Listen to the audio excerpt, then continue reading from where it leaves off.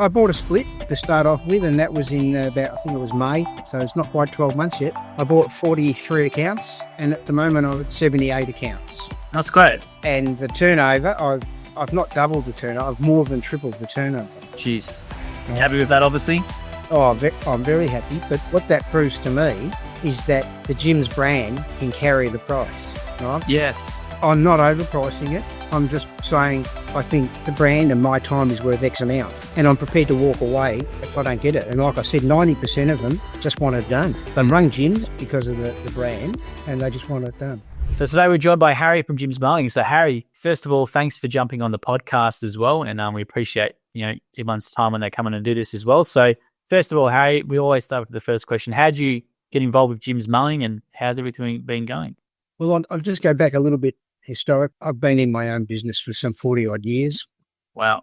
Making specialised sports clothing for the school market, basically supplying large stockists, retailers and that. And then COVID came along. Dan Andrews shut my market down for 2 years. So that is just disappeared before my eyes. Had to put 7 people out of work, shut my factory down. So was doing little bits and pieces at home, and my wife said to me, if you don't get out of the house, I'm going to kill you.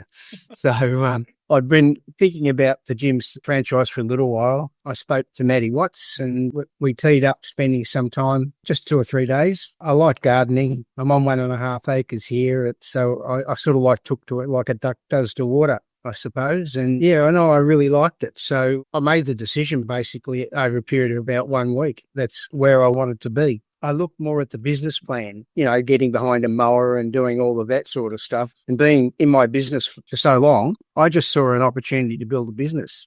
And that's what really sort of encouraged me to go and do what I'm doing now. I was going to say, well, from being in business for so long, you mentioned a bit about how you worked that out, but was it more you worked out what do I want to do, then you went back, I like gardening, and then you thought about Jim's Mowing, or was it Jim's Mowing first and then you sort of thought, well, I like gardening, that sort of fits, or how did you actually make the decision? Because you would have had, it's pretty hard to, 40 business, you're running a business and all of a sudden you're throwing that curveball, then you're trying to do something completely new. So maybe you want to go a bit more about, even though it was a quick decision for you, but what went in your decision and how did you come about it? Not an easy question to answer really, but I think it was more what came first, just the opportunity to build and grow a business.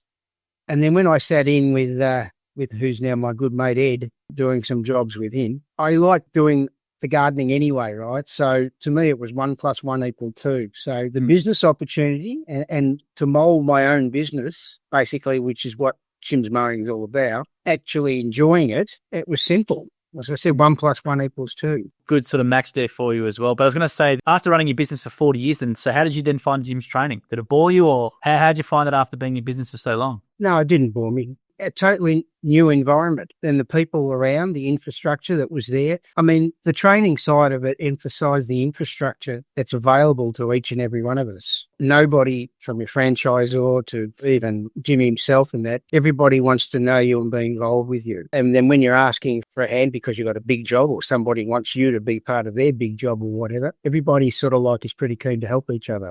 Was that a surprising thing to you? Because a lot of people outside of Jim see a lot of franchisees and think everyone's competing with each other and maybe they won't be as helpful. Was that surprising for you when you got involved? Not really. In my previous business, all my staff were all long-term staff who got involved and they were encouraged to be part of the business, make comments, good, bad or indifferent sometimes.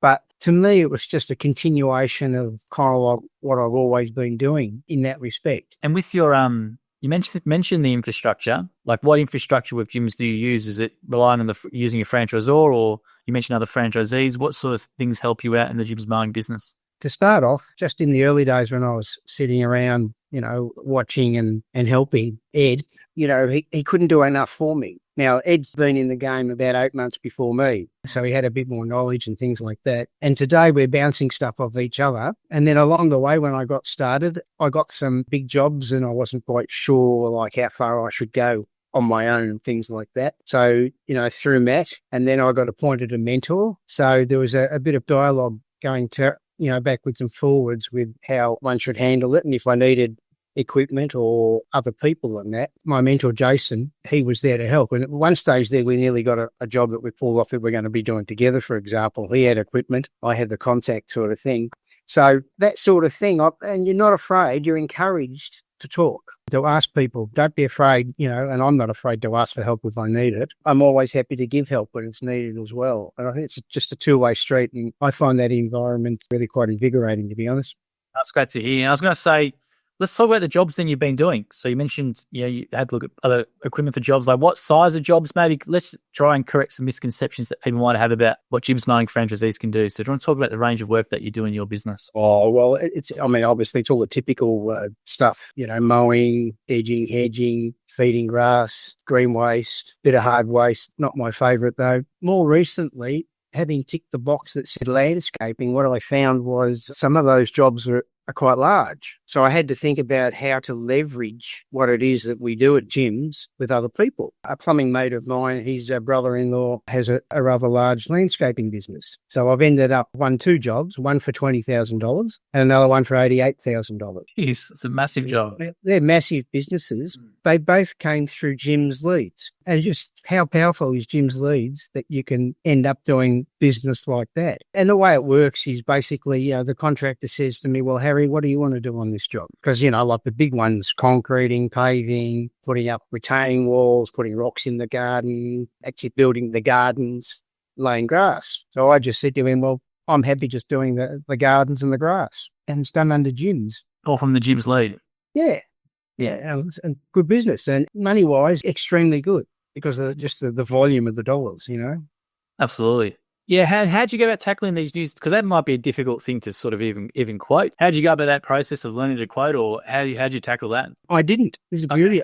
The guy, the fellow that I'm working with, Adam, he's been at this a long time, and he's got all of this 3D development video stuff that he just goes basically with me. We interview the person, what do they want? We start coming up with design content. And then once you sort of nail exactly what they want, he then quotes. And he says to me, how much do you want to make, Harry? Whatever I told him, he doubled. Right? Yeah. What did you do that for? He said, because when it comes to laying 220 square metres of grass, he said, I would use 5 people and get it done in a day. So I've allowed you to do the same thing. I'll probably lay that in a day and a half without having all that labour, right? I'll get one of my franchisee mates to come and help me. So he does all that work. The first one for $20,000 started off with just a request for instant turf. I got Adam, the landscaper involved in it, and he did all this artwork, and the guy ended up loving the artwork so much he signed up for $20,000. He didn't want the instant turf because it was too expensive. So I've learnt something in the last 2 weeks, to start the grass from sprigs, which is the root source of the grass. And it's an awful lot cheaper way of doing it. A bit more work involved in terms of getting the grass up and running over a period of time, but it's a fraction of the cost for the client. From 2 leads, you got more than 100 grand's worth of generated 100 grand's worth of revenue out of those 2 leads, which is amazing. It is, yeah. I think it's a great thing you mentioned there because the Jim's Mowing guy or Jim's franchisees all the time, customers just want to deal with one person and they trust your recommendations and people you bring in and stuff as well. So you're always the central point of trust for customers, and they just want it done. And obviously they trust you to bring other people in and get those big projects done. Well, yeah, I agree with that. I 90% of the leads that we get, they're not shopping around. They just want Jim's. It's at their first thought, and they tell you that Jim's is trustworthy in that. You don't have to sell them on that. They already know it. I love hearing that because there's obviously a lot of other franchise systems, and there's a lot of people, those customers might shop around 3 or 4 people, and I love hearing that 90% of those people who contact they want gyms, and that's all they want because of the trust. Yeah. I had a funny thing just on that line. Just last week, I had a lady that rang through the gym's leads. She'd been looking after this elderly lady, so she was a friend of this lady, and this lady passed away 3 months ago. They can't, she hasn't got a will. They can't find any relatives, and she's trying to look after the house. She gets a notice from council that the waist-high grass out the back has got to be cleaned up. So she rings the 13 number, comes through to me, and I go around there and have a chat with her. And I said to her, oh, geez, I said, it's pretty messy. I reckon it's probably 2 hours of work. So she said, yeah, okay. So I quoted her $200 for doing it 2 hours of ride on mowing. And the grass was so dead, it was straw, it took 20 minutes. But before she agreed for me to do it, she said, oh, I've got somebody else giving a quote. because I find gyms expensive. So I just said, okay, well, there's my price. You let me know if you want me to do it. I started walking away and she says to me, where are you going? And I said, well, you're getting another quote. She said, no, I want you to do it. So I went and finished a couple of jobs and I came back in the afternoon and I did the job. And then it took 20 minutes. And I was a bit embarrassed because I told her it was going to take 2 hours, So it's on a corner block. So they've got these huge nature strips, front and side. So I ran over those with the mower and I cleaned them up and I'm putting it away. And she comes running after me, waving her cash. And she said, you've done an absolutely magnificent job. And I turned around and I said, no, I don't ever want to hear you tell me that gyms is too expensive because you get what you pay for and more. And she smiled at me and she said, can I give you a hug? That's very nice. And I think a lot of the times that's one of the things that I really enjoy about the work, right, is the customer's reaction to what you do. That's a great comment because you get that you can have multiple jobs a day and you can have that experience with the customer every day because you're changing something, from that to that really quickly and they can see the change straight away, which must be a nice feeling. Absolutely. How's it compared to your previous business then of doing that with customers? I had salespeople, so I was more, I guess my business evolved more into the accounting and administration of the whole thing, cash flow management, setting up the imports from offshore factories and hedging your risk, all that sort of stuff. I got on very well with my customers because I think one of the secrets to this and building the business is you have to listen to people. You don't tell them what they want. You might in a roundabout way say, oh, all this weed, let's treat the weed. You might engender a conversation, but you listen to them and generally speaking, they'll tell you what their needs are. You don't have that demanding sort of approach with your customer. And I was like that in my other business, It's more about listening to people and establishing a relationship. And the first time I meet people, by the time I leave them, I can tell you who they barrack for in the footy or if they play tennis or if they're married, they've got kids or, that's just me getting to know them sort of thing. And I think they feel like you're taking an interest in them. It's not just the job. It's a little bit more than that. Yeah, my next question was going to be about your customer service because you've got perfect ratings here, which is fantastic to see. So is that the key to customer service is obviously let them talk, ask them questions about what they want done and also the personal side, those questions about footy teams or how many kids you got, what school they go to, those sorts of things. What else from a customer service point of view would you recommend? That's probably about it. When I finish the job, I always go and knock on their door. A little bit different after you've done it a few times, right? I've got one lady, she's a recently retired police senior superintendent, and you can tell you will do this and you will do that type of thing. Big front yard, big backyard, and whilst I'm working out the front, and I go out the back, and then I knock on the door when I finish, and I said, look, do you want to walk around with me and see that I've done it okay? And she said, I've already inspected the front. It's the best I've ever seen it. Just like that. And I think I've been there, about 4 times now. We've actually developed quite a good friendship. But I think that's a nice little touch. You mentioned just knocking around after the end of it rather than just disappearing and actually asking them if they're okay and giving them a walk around. It takes a little bit longer time, but I think that goes a long way. It's also an opportunity to say to them, and I did that with this particular lady, she's got these rock gardens everywhere, and they're a bit of a problem when it comes to whippersnippering, what grows up between them and that. And I just said to her, look, next time I come, would you like me to do a weed spray in and around those rocks? And she goes, oh, could you? Cross-sell, but in a softy sort of way. Yeah, that's a really good little bit of a strategy there as well for people to take on board. Absolutely.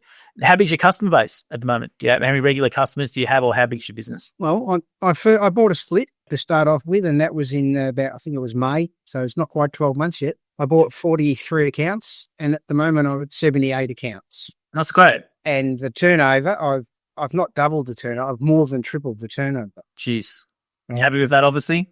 Oh, I'm very happy. But what that proves to me is that the Jim's brand can carry the price, right? Yes. I'm not overpricing it. I'm just saying I think the brand and my time is worth X amount, and I'm prepared to walk away if I don't get it. And like I said, 90% of them just want it done. They run Jim's because of the brand, and they just want it done. Yeah, that's great to hear. We've got a price rating on our system. So your price rating is medium. So not too high, not too low. There's a price rating, so medium. So you're in the sweet spot according to the surveys on here.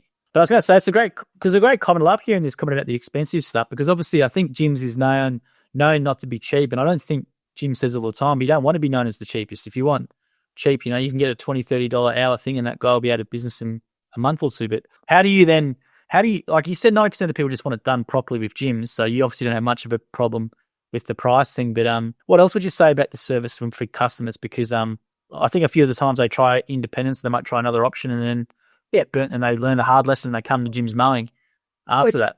You tell them that you're fully insured, explain what that means. Like if I break your window, it's covered, sort of thing. Yeah. And also that everything we do is 100% guaranteed. And I've had 2 occasions where I've had to go back, not because of anything that I've done incorrectly, but they thought they were getting more than what I did. So when you then communicated with them, and they said, a couple of weeks ago, she had either preparing a house for sale. They've got ivy hanging over the fence from the next door neighbour. I didn't take the ivy off her side of the fence because the fence is fallen apart. It looked better with the ivy hanging over it, right, than me stripping it back to the wood. But she said, no, I want to take it back. So I went there a few days later and I removed it, sort of thing. But she was happy. And at the end of it, she said to me, can I have your cards for my rallies? Some more cards. If that's something you've learnt, just that people just want someone who's reliable and rocks up on time. A lot of the time, obviously, I do the social media and I see a lot of comments from independents all the times and this and that. But like, is it just get the basics right and people just want the basics done because they've been burnt a few times by other operators or what's your sort of sense? Yeah. Often I will ask,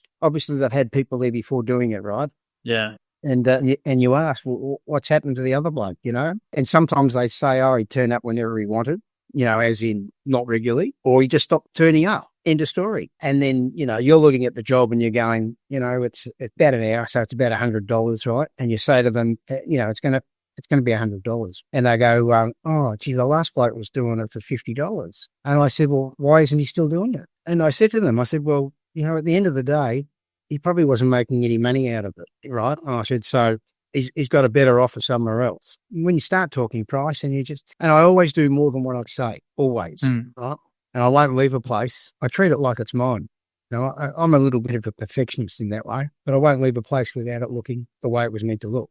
I was going to say then, Harry, what brands of equipment do you use? What equipment do you recommend, or what are you finding that you use? I'm all electric except for my ride-on. Right? Okay. Yeah. I've got Greenworks. I don't have a problem with it. You don't have to do the servicing as you do with petrol-driven equipment. You've not got the fuel costs, servicing. And just talking to the guys that are still running petrol, you got about a $6,000 saving in having electric. Right. You just got to make sure you got enough batteries. I run all up. I've got 8 batteries. Long wet grass. It doesn't matter. The stuff performs, but I've never run out of power. And if I look like I'm going to run out of power, I've always got a charging unit with me, and I just find somebody's power point and plug it in. I've only ever had to do that once. It's just you're not pulling, starting, turn it on and away you go. And the mower is a self-drive mower, so the uphill pushing in that, you just let it push itself up the hill. And why did you go with the Greenworks brand? So you're probably the first franchise I've heard talk about how you use mainly Greenworks. So what was it about Greenworks for you? What do you like about that equipment? Probably an illogical decision on my part. Just went in and I had a whole lot of things.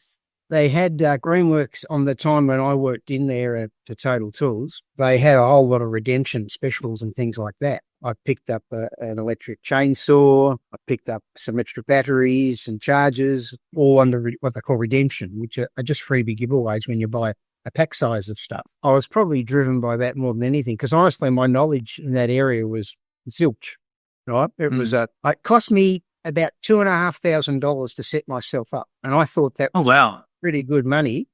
That is pretty cheap. To have everything set up. I mean, another $6,000 for the ride-on mower, and that's paid for itself 10 times over because I've been getting a lot of work for the ride-on. Said, yeah, that'll do, and held my breath and hoped it worked, and it has, as far as the electrical equipment. Well, it's great to hear because I do a lot of these interviews, and we always ask the equipment setup. So it's great to hear the diverse range of people. Some use petrol, some use a bit of both, some use fully electric, and it's good to hear Greenworks.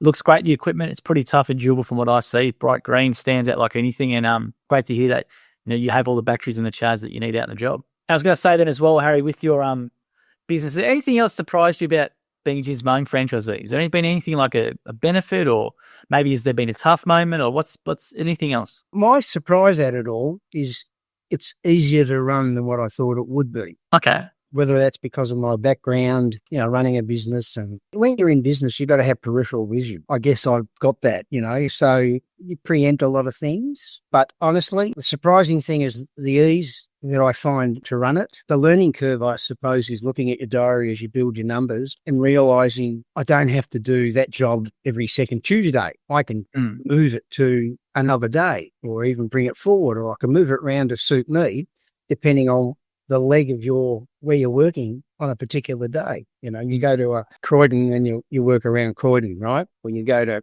Ringwood and you work there and you come back to Croydon, you know, learning how to use my diary was probably, I reckon that's taken me 5 or 6 months to do it properly. And that wasn't hard. It was just a matter of, Jim's jobs. That was hard for me to cotton onto. But once you got into the logic of the system, it's brilliant. It runs your diary.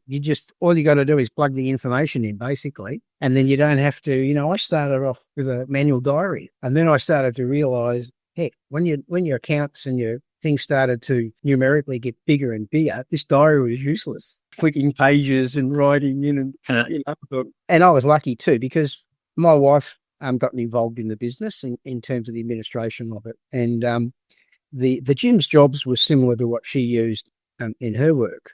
So she actually cottoned on to it a lot quicker than what I did. I'm glad to hear that about Jim's jobs. That's good. And I've got my daughter, who's a school teacher, over the school holidays. She said, "Dad, can I come and work for you?" She's never pushed a mower in her life. And I can tell you she does a really good job. Very straight lines, has to be perfect. It's just the way she is. But I mean, what I found there, and that's a good learning curve too, was that, you might do, say, 30 jobs in a week, 30, 35 jobs. We were knocking off 15 jobs in one day. Oh, wow. A lot. And what that did for me, that meant that I could then do the other jobs on my own and give myself a day off. I don't actually give myself a day off. That allows me to go out and do quoting. So when I get quotes and things like that, I don't have to try and fit it in between doing this job and that job. I've got a day that I can actually say, I'll be there. And sometimes you're there and you've got nothing else on. You say, how about I do it right now for you? With Ed, the second day I was with him, he said, I've got a big pruning job on just around the corner from where I live in Lilydale. And he said, do you want to come and help me? He's got pitosterons, 5 metres tall, everywhere. The house was being prepared. There's just hedges everywhere. And I said to him, mate, how long are we going to be here? He said, it's a 9-hour job. I'm here all day. We arrived at 8 and by 12:30 we finished. And Ed said, that's mind-boggling. And my business brain kicks in. I said, Ed, every time you get a big job, you're better off getting somebody to help you, because then it leaves you the rest of the day to go out and earn more money. And that's what we do now. When he's got a big job, he rings me. Or I get a big job, I ring him. And we've done some incredible jobs together. Well, that's great to hear. I love hearing that. That's awesome. I was going to say as well, you mentioned Matt before, your franchisor. For anyone who doesn't know, franchisor is like your support. So how's Matt been as a support for you? Because you've been in business for so long. So how does it go, dealing with Matt, who's a business support as well? How's that been? Yeah, well, I got to know Matt over 2 breakfasts of scrambled eggs. He shouted, hopefully. He shouted, yeah. Yeah, good. No, he's very laid back, Matt. He listens. And he doesn't really talk too much. Well, it's the opposite with me. He talks to me all the time and I can't get a word. He can't shut him up. Maybe it's the other way around. No. Franchisees. And, for the first 3 months, he's on the phone to you, a lot, just making sure you've got any questions, feedback, and can I give you any advice or things like that. And then I think that after 3 months, I hardly heard from him. In fact, I rang him up the other day and asked him if he was still alive. So, nice, easy to get on with fellow, Matt. Yeah, that's good. I'm glad to hear that. So, when you first start, you get a lot of support, which is great. And once you're pretty much ready to go, support, obviously, maybe monthly meetings or the calls and all that sort of stuff, obviously eases up a little bit depending on what you need as well. But it's good to hear that Matt has that support in place as well. And that's really great to hear you got another franchisee like Ed that you team up with. I think that's a really good part of the gym system and you guys can share that workload together. We do. And I was going to say, Harry, is there anything else I haven't asked you that I should ask you? Not really. I probably said most of it in my own inimitable way. But that's good, mate. From my point of view, I'm loving it. Jim said to me when I first met Jim and we were having a bit of a chat, and he said to me, Harry, if you enjoy your job, you'll never work a day in your life. I'd never heard that before, but you know what? It is so true. I totally enjoy what I'm doing. I enjoy the camaraderie with other franchisees and franchisors, and the interaction with the client is really, really good. And I love that. I like helping them. Look, I had just another little story if we got time, but I had this lady, another gym's lead. She lost her husband 3 years ago. She lives for her gardening, pretty big front yard, big backyard, roses. She rang She'd done a knee and a hip. She's 80 odd years old. And I turned up and she was nearly in tears because her gardening is now a life. I'm aware that she's a pensioner. So I said, look, I'll spend all day here, $500, which she agreed to. By the time I'd finished, the front and back hedging, pruning, mowing, weeding, everything, right, was just looking fantastic. And she was kind of like a little bit teary about it all. And then I organised, I come back every 3 weeks and $192 to maintain it, right? And that includes everything, weed spraying and so forth. And then after 3 months, she rings me up. She said, Harry, I've got to let you go. And I said, what's happened? She said, the hot water service blew up, $3,800, and I can't afford both. And I said, look, you've made a pretty fair investment via me to look after your garden. It'd be a shame for your garden to go back to where it was. I said, what if I just do it for $90 every time I turn up? And she said, what, you'd do that for me? I said, yep, I'd do that for you. And so that's what I've been doing. Well, the first time I turned up under this new arrangement, she had a big bottle of jam and a big bottle of green tomato pickles. And they're absolutely beautiful. When I went back the next time, she had another jar of each. And I said to her, look, I'll pay you for them. I don't expect them for nothing. She said, no. You're looking after me. I'm looking after you. At Christmas time, when I fronted up to do a Christmas mowing and that, she come running out and gave me a big hug. I think to some extent, that's what it's all about. Relationships. Love hearing that, Harry. We'll end it on that note. That's a great story to end with, mate. Really good point to illustrate to anyone Jim's mowing and the difference that obviously you love the business and the customers and you can obviously see it in your work. You got a perfect 5-star rating and got a great business in less than 12 months, which is awesome. So well done on your success, Harry. And thank you for sharing all these stories today on the Jim's Mowing podcast. We appreciate it. Not a problem. Thanks, Joel. Lovely to meet you, Harry. Thanks, mate. No worries. Thank you for listening to the episode of the More Than Just Mowing podcast by Jim's Mowing. If you do need help with your local gardening expert, please give us a call on 131 546 for Australia, 0800 454 654 for New Zealand, or head to jimsmowing.com.au or jimsmowing.co.nz. If you liked what you heard, please make sure to leave us a review as well, wherever you consume your podcast. We appreciate your support. And until next episode, we hope you have a great week.